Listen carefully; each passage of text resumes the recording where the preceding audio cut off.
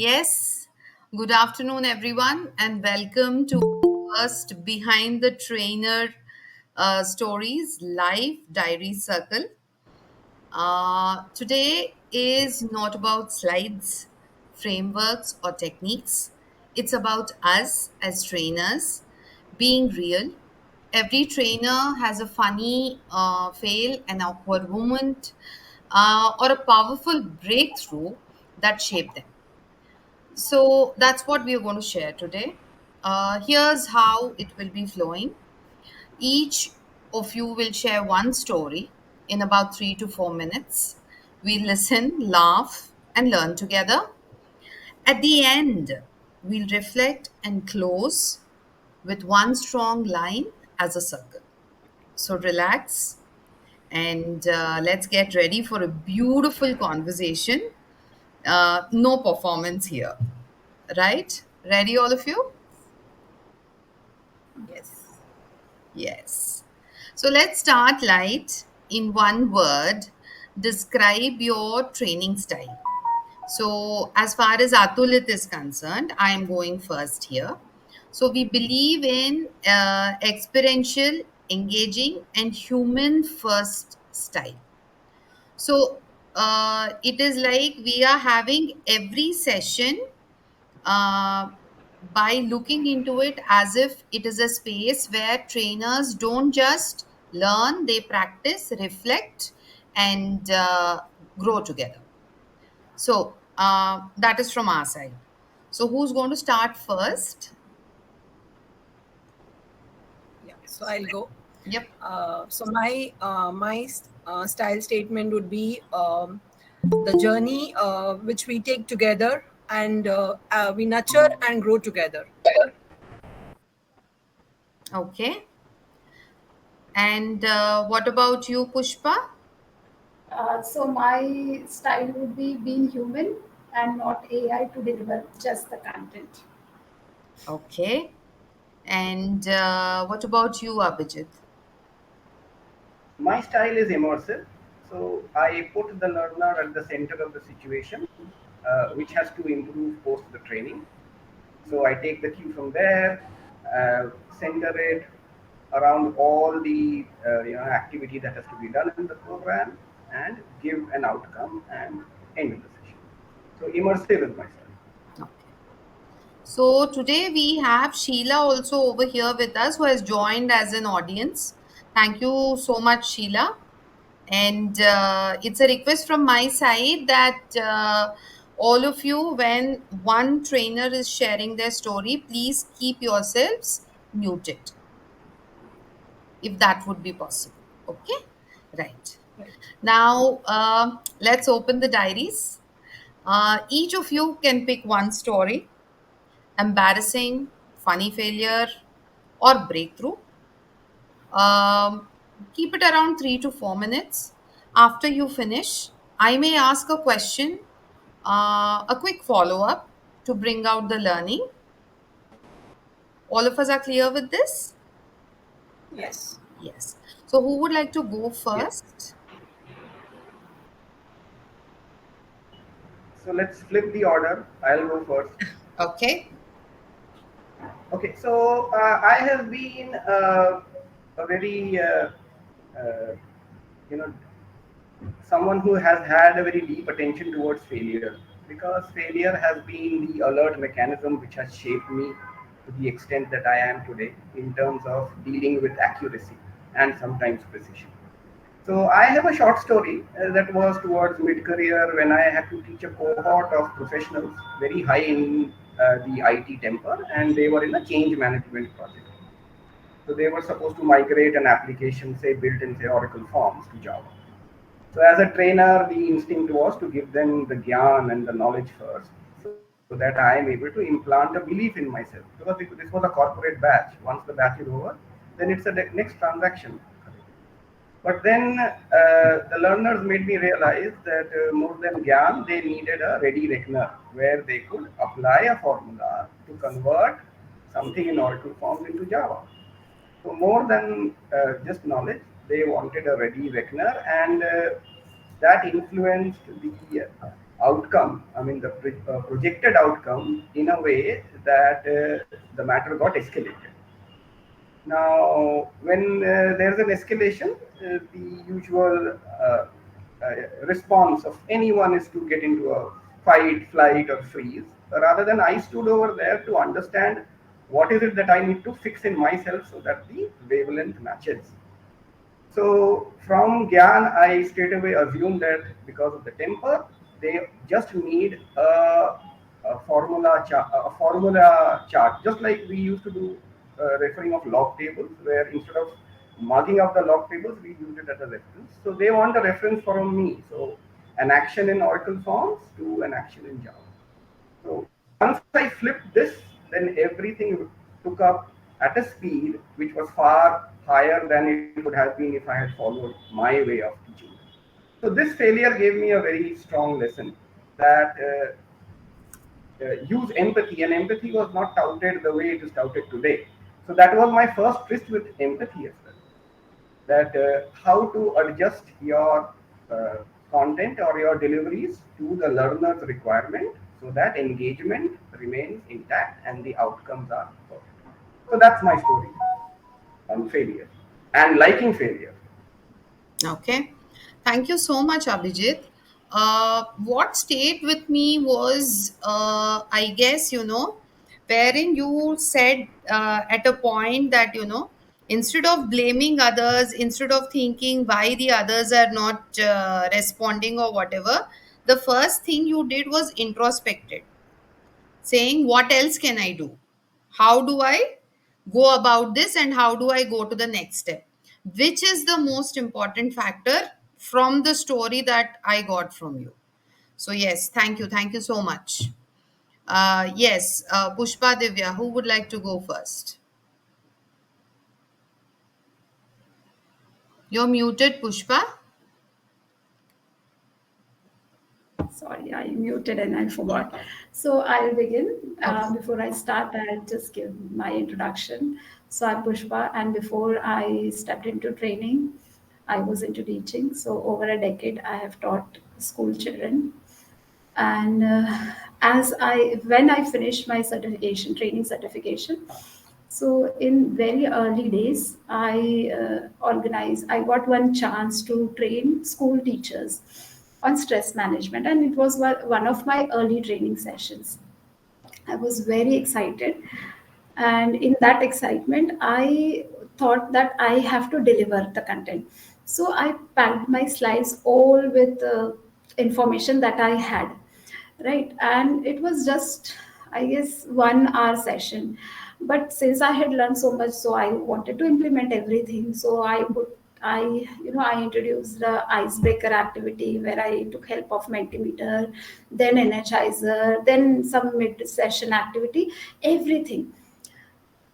As I started training, I was like a robot doing everything, right? I was asking them to do this, that, delivering my content, sharing all that I had.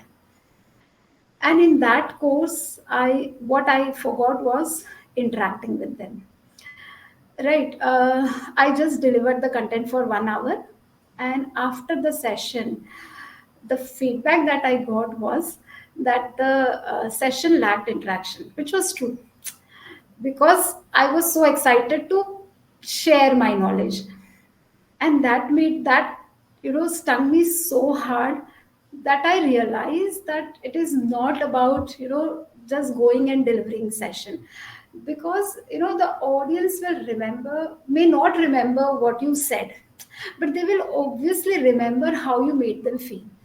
So that was where I realized it is not about talking more, it is about listening more. So this is how I understood. And when I recall that, I make sure that, when I go for the training, I first interact with the audience, listen to their perspectives, and then share what I have. So it is, when you deliver the session, it is not just that you're there to, share everything, it is that two ways. You also learn from the audience. So this was what I learned. And I always carry this for my next training sessions. Great. Fantastic. So, my query to you is, you immediately realized after that session that it was not interactive, or it took a while until you got the feedback, you did not realize it? Until I got the feedback. Before that, I was like, oh, I did a very great job. I did this. I was able to complete everything on time. And I was able to successfully do all the activities. So for me, it was above average session. Since it was my first session, I was also very excited that, acha, first session, very nice. But as I collected the feedback, when I went back home, I now studied the feedback. That made me realize that there was lack of interaction, which could have made the session better from their point of view, from the audience point of view. Because from my end, I was satisfied. But then gradually I realized. Okay, okay, right. Fine. Great, great. Thank you, Pushpa. What about you, Divya? Yes. This was in my days when I had just started beginning my career as a communication trainer.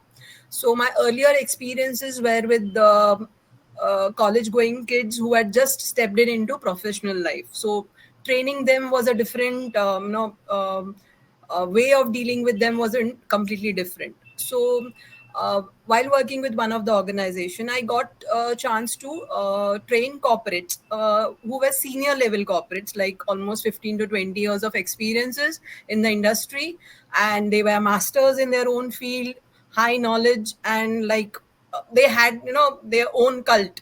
So I was given one such trainer, and before handling the case, the HR of the organization had told me that he's a tough guy to crack, so you will find it difficult to deal with him. So you'll have to have all the patience, but we expect something out of it.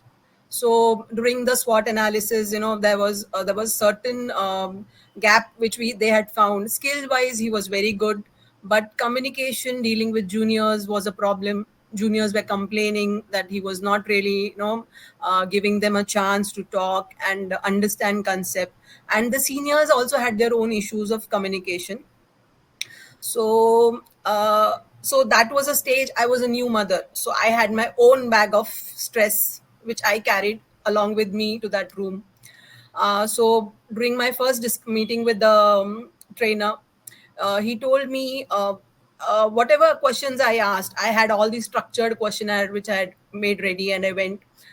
So I asked him all these questions, and he just gave me a one-liner for each question. There was nothing. What is your name? This. What is your profession? I am a process engineer. That's it. Nothing. Nothing which gave me any sense of what is going inside his mind. Nothing. So we used to meet on a weekly basis. So as per the whatever structure chart we had certain activities planned for him, certain questionnaires. Every time I would go to his office and meet him, it was the same blank expression, nothing, no excitement, no frustration, nothing. So I was finding it really very difficult, to deal with the person. And I had to report to the HR, to my seniors, on the progress. So I knew no, it will at least take a month to really get into and dig out something of it. But even after a month, I was not having any progress. I was still there, and I really could not understand what is going wrong. So um, then I thought of doing something different from my end. So what I did is I went to his office without telling him, without communicating that I'll be coming. I just dropped into his office. I just went and sat, and I was just observing his desk, what kind of things goes into his daily routine. And then I found out that few books of Sadhguru in engineering he was reading. So that really मतलब बत्ती बुझ गई मेरी कुछ तो. So I had to do something. Maybe this will help me to break that ice that I'm trying to really fix. And what was happening is, since I said struggles, I was struggling here, I was struggling home with the child, so maybe I was also putting a lot of efforts to get it straight. So I went back home, I took the book. I also follow Sadhguru. I love to listen to him. So I started listening to his, few videos, and the next time when I went to the office, I casually started, with the topic of Sadhguru. Like, I showed him my vulnerability in a way. I told him that, no, this is what, and I'm finding peace listening to him. And that was that eureka moment. And he opened up. He started telling what his problems were. And from that, my journey with him was like a roller coaster. I got, within 15 to 20 days, like 2 to 3 sessions, the HR told me there was improvement. He was like, the first thing what he had was he had a smile on his face, which was missing. And the juniors could communicate, that whole image of a very strict senior was, slowly getting evaded. And this what helped me no what this helped me in realizing a thing, that I should not go inside a training session with a fixed structured mind, like a rigid framework, like this is how it is going to work. No, it's not going to work like that. I need to, evaluate my perspective, and whatever is my baggage emotional, I should keep it out of the room. That's one lesson which I really learned with that trainer that day. Okay. That's it. Uh, I mean, to quote what you just said, it is I'm not per se the baggage or anything, but I feel that the trainer always needs to step into a session or a room with a very very open mind, and Yes. be prepared to be bounced around with the most impromptu of questions which you are not prepared for also at times. When you It all depends on the crowd. Like when you are going into a very intellectual crowd, the IQ levels are very very high. So definitely in those sessions you are not Einstein that you will be able to answer everything. Right. Okay, so that is where something which I always do is I openly tell them that this is something which I need to cross check. We will discuss. How do I cover it? I don't tell them that I don't know, because as a trainer I shouldn't say that. So I just tell them that let me go on with my flow, and the moment the what you call session is over, we will sit down with this and we will go about it. Right. So, meanwhile, what do I do? Whatever the question is, of course, there will be 2 to 3 breaks, right, in a session if it is a 1 day workshop, right? I immediately go ping it, saying the what are they asking about, and then I get back to them. Right. So, definitely, we do need to keep an open mind. Hey, I just told a story of mine. I just suddenly realized that. Okay, I too have joined you all. Okay, right. Thank you so much, Divya. Yes. Anyone else who would like to add another story? What do you call another experience of yours? Okay, fair. I'll add one. Okay. So this was also some around early or mid careers, where I was teaching a campus hire prospect cohort. Now, one way of dealing with ambiguity is that if I give you a portfolio of questions, assignments, puzzles, which is a tad higher in terms of grade, okay, or the difficulty level that you usually would expect for the assessment that you are studying right now, right? So, simple would be say you are studying for undergraduate assessments. Now, if I can prepare you for certain degree of say postgraduate assessments, your confidence level will be high because there is some sort of either a syllabus or a difficulty level assumed before you go for an assessment. Of course, you should know how to deal with ambiguity. So now, cutting the long story short, what I did was in the classroom when I picked on an assessment to discuss, right? I just floated this idea that if we, all of us together, including myself, could join in making this assessment become a little difficult than what it is right now, even without wondering whether we could solve it or not, right? And we have to do it in a conscious way. So this is not a competition. You are not sitting in an HR performance interview on how you could be more useful for a raise.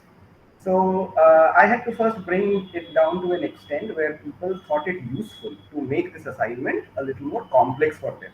That is the first thing that should come to their mind. So that didn't work in the first cut. There were a few takers, but then it spread a little more quickly because now the cohort could understand that if I can solve a problem of a higher grade, I am better off in terms of solving those for which I am preparing right now. So this exercise, what and once we froze the difficulty level after making it as complex as we could, right? Without being competitive, I gave that assignment to myself as well. So that was my way of adding value to my time as a teacher as I grow in my career. So this was one breakthrough moment which actually worked very well with my cohorts because at that point in time it was something new because the cohorts were always conditioned to be learning within a fixed scope that could be syllabus, difficulty level, kind of question, so on and so forth.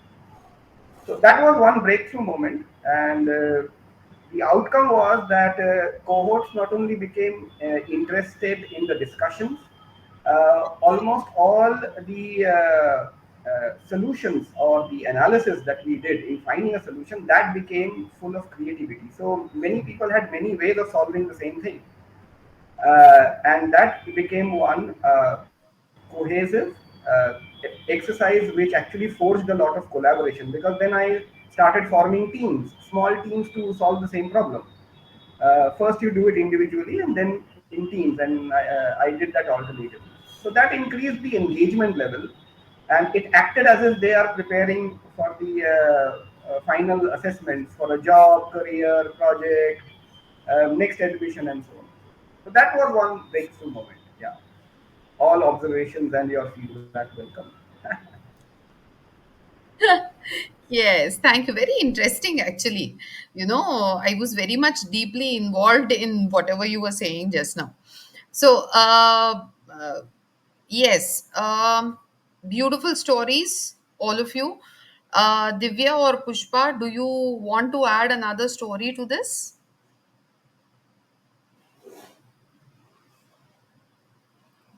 Right now, I don't have much of the stories to share. So from my Okay, end, no. okay. Any embarrassing or funny thing that happened to you people while you were teaching or training?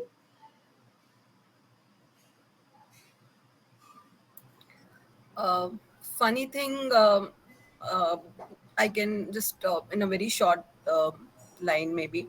So during our initial training sessions, what we were told is, you have to ask questions, you have to be interactive, to the with the audience. So obviously when you start, you say you have to ask one or two questions in the session is a must. And I went into this session wherein these college kids where we had to tell them about upcycling. So basically we had to tell them that what software if you learn will be beneficial for you. So then we went into the session and we asked them ki, would you like to enroll us with this particular organization which is into upskilling and will teach you these softwares. So the first thing that these kids asked us is what is the cost of the software learning, and since it was very high, uh, they said no, we would not be interested. And it was a very I was like dumbstruck. I could not, I could not tell them what, because yes, as I understand as a college student, the fees may sound a bit high, but that was a situation, wherein I felt I could not respond. It was like I froze.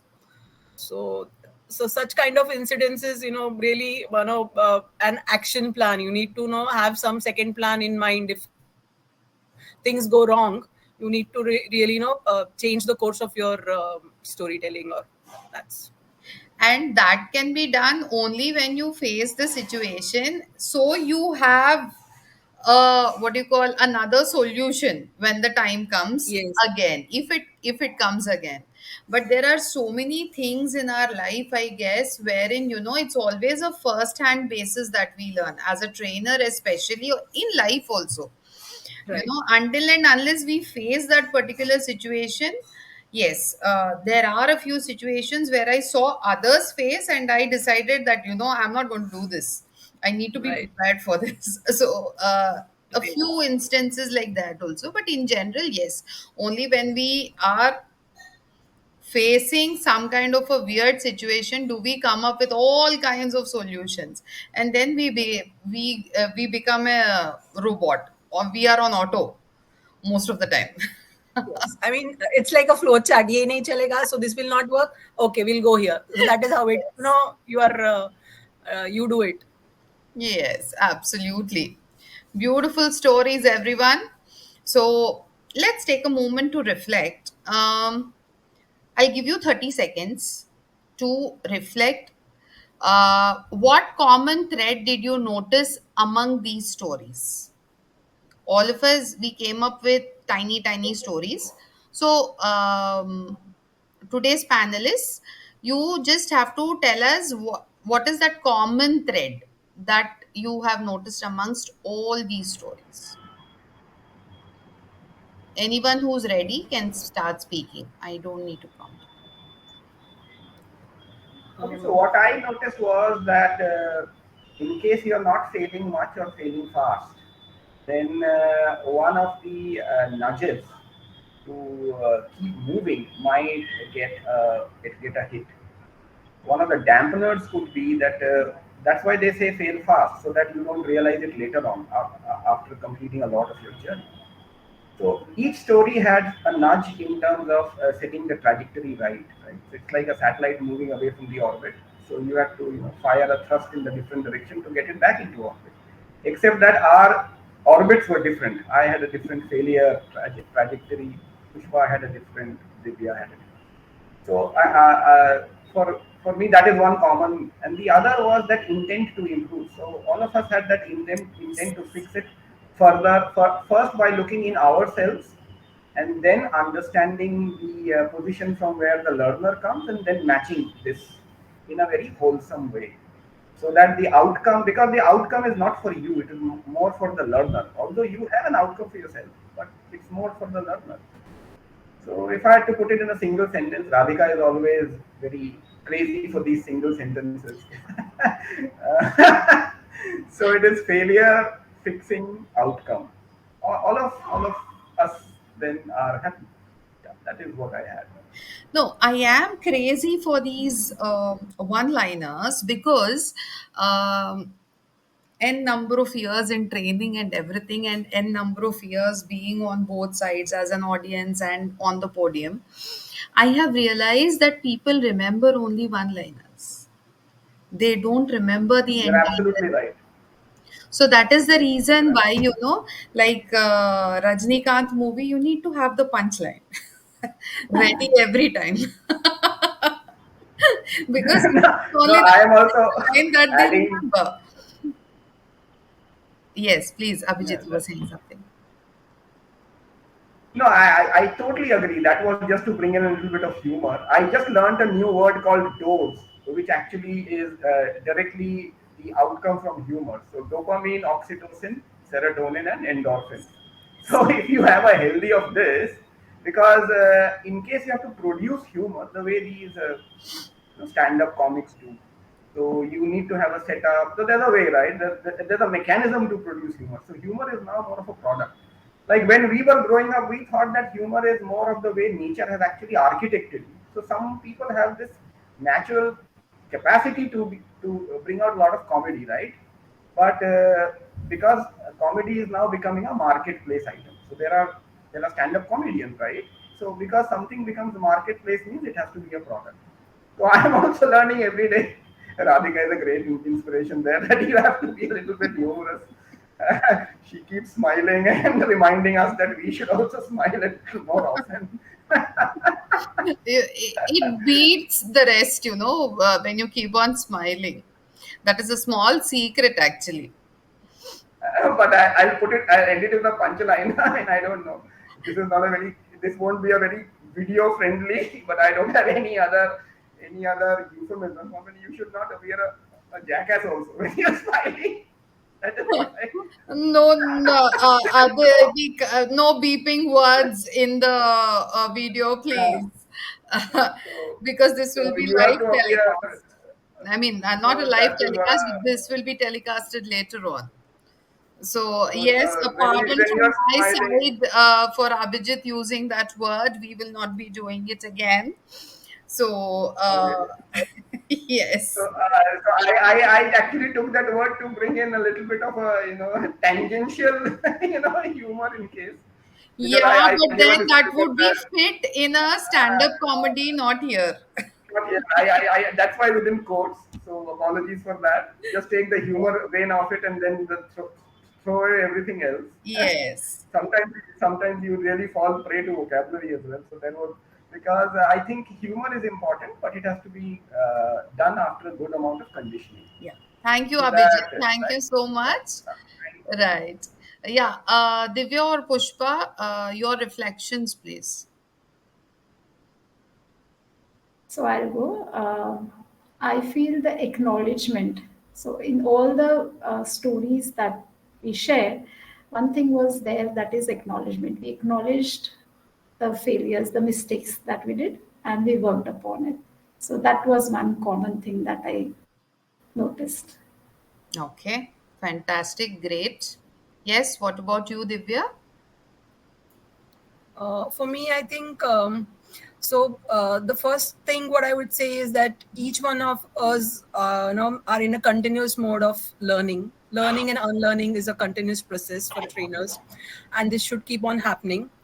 And for me, I think we all had a story in which we were talking about three C's of empathy, basically: care, connect, and communicate.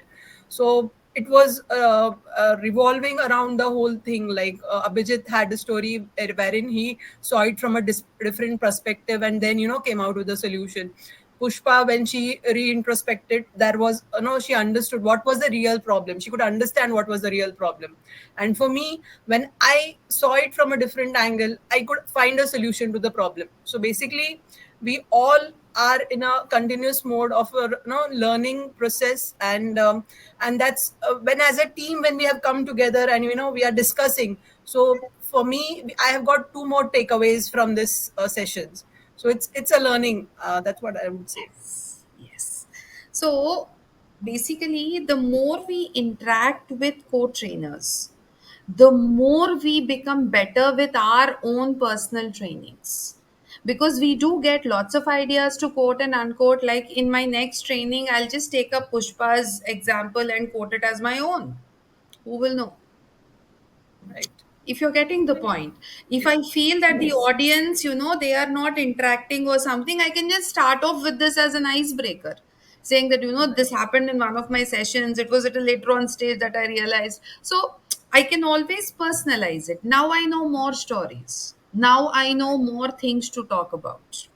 And if we think that we will forget, no, at the right time, aptly we will remember these small things which have happened, you know so yes, before we close, what do you think of today's session, whatever happened today, the Trainer Diaries? What is your take on it? Let me put it in Abhijit's words. What do you call, what I need a phrase for today's for today's session. One phrase only. No, I was just kidding. You can just tell me whatever you want. See, even I can get in the humor, Abhijit. No, I mean, you would see a shift in terms of the way we smile and the quantum, the the quality of stories that we attach to humor. All of that that will change. And Atulith is doing a great thing in bringing all of us together. So if I had to put it in one word, so this was a collaboration which actually forged a lot of synergy. So in case you have to appreciate synergy from the textbooks to manner when it is immersive, right? So this was one of those immersive experiences because I picked up something from Pushpa's story, a common vein from Pushpa's story, a common vein from Divya's story, and I'm presuming they would have picked up something from mine just in case. So this was a good collaborative exercise, and the fun part was that we were. This was not an evaluation session, so we were at ease, and the best outcomes from a person both ways, whether a seller or a buyer, comes out when you are at ease with no risk of losing in a safe environment. So this was a good one. And aptly titled Diaries because it had stories from our own career journeys. None of them was created or artificially baked by AI. None of us wrote a prompt to an AI engine to create a story for this session. Although AI is, but we don't do that. So it's great. I mean, learning from people is much better than learning from a machine to an extent, of course. So, what about you, Divya? Uh, I agree with Abhijit's. It was a collaborative session, and we could learn from each other's, stories and true incidences. So I can say it was a good collaboration. Okay, thank you. Pushpa? If I put it in one line, so it would be like every mistake makes memories, and we shared our memories and we learned from our mistakes. Yes. And Sheila, you are our audience today. So, what would be a short takeaway from you that we could get regarding today's session?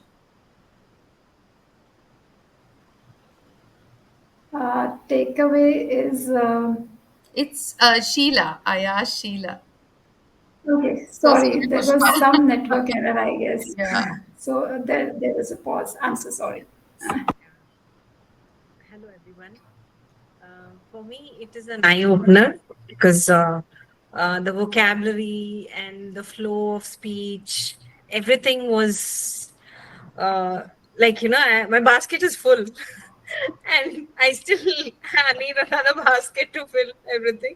And yeah, I got an idea how to put things across when a panel like this sits together. So it's a learning that I'm taking along with me today. Thank Thank you. thank you, Sheila. So my one word for today's session would be all of us are human. All of us are in the same boat. We are sailing in the same boat. All of us have made errors and all of us have risen, right? So we are just human beings all sailing in the same boat. See, many a times we feel that we are the only ones doing the mistake, or we are the only ones going on with life, taking every all the negative things around us. But no, all of us are in the same boat. So, before we close today, I want all of us to say this line together because I really need this because it's a kind of energy boost for all of us. And the line is very simple, the lines are very simple. We are more than trainers, we are stories. We are more than trainers, we are stories. I'll say one, two, three, and all of us can go together. Okay? One, two, three, I'll just do this. We are more We We than are are not just trainers. trainers, just we are trainers. stories. And that was really bad. Can we do it again?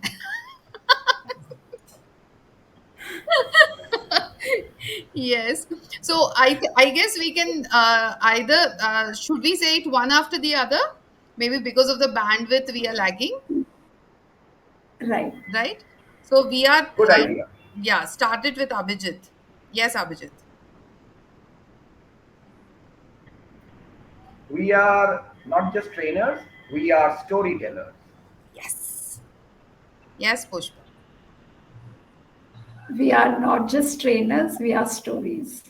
Yes. Divya. We are not just trainers, we are storytellers. Yes. We ourselves are stories. Big walking stories. Okay? Right. Thank you for being open and real today. These stories aren't just diaries, they are lessons in disguise. We'll be clipping highlights from these sessions to showcase on our platforms.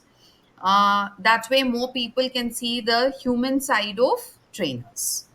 And yes, that's a wrap from my side, Radhika Kotha from Atulith's Trainer Matrix, your host. So, see you in the next circle tomorrow at 5 p.m. Until then, keep being real, keep being you, just keep being you, and keep smiling. Thank you. Thank you, all of you, Thank for you. joining together. Thank you.